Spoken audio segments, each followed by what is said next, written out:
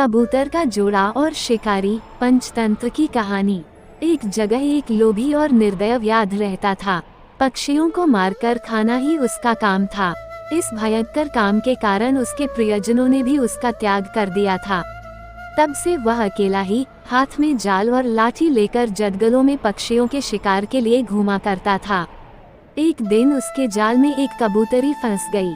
उसे लेकर जब वह अपनी कुटिया की ओर चला तो आकाश बादलों से घिर गया। मूसलाधार वर्षा होने लगी। सर्दी से ठिठुरकर व्याध आश्रय की खोज करने लगा। थोड़ी दूरी पर एक पीपल का वृक्ष था। उसके खोल में घुसते हुए उसने कहा, यहाँ जो भी रहता है मैं उसकी शरण जाता हूँ। इस समय जो मेरी सहायता करेगा उसका जन्म भर ऋणी रहूंगा। उस खोल में वही कबूतर रहता था जिसकी पत्नी को व्याध ने जाल में फंसाया था। कबूतर उस समय पत्नी के वियोग से दुखी होकर विलाप कर रहा था। पति को प्रेमातुर पाकर कबूतरी का मन आनंद से नाच उठा। उसने मन ही मन सोचा, मेरे धन्य भाग्य हैं जो ऐसा प्रेमी पति मिला है। पति का प्रेम ही पत्नी का जीवन है। पति की प्रसन्नता से ही स्त्री जीवन सफल होता है। मेरा जीवन सफल हुआ, यह विचार कर वह पति से बोली, मुझे बांध लिया है। यह मेरे पुराने कर्मों का फल है। हम अपने कर्मफल से ही दैख भोगते हैं। मेरे बंधन की चिंता छोड़कर तुम इस समय अपने शरणागत अतिथि की सेवा करो।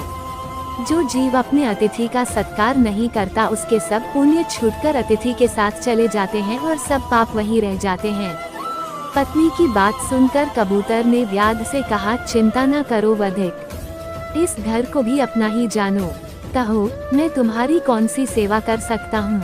व्याध, मुझे सर्दी सता रही है, इसका उपाय कर दो। कबूतर ने लकड़ियाँ इकट्ठी करके जला दी और कहा, तुम आग सेक कर सर्दी दूर कर लो।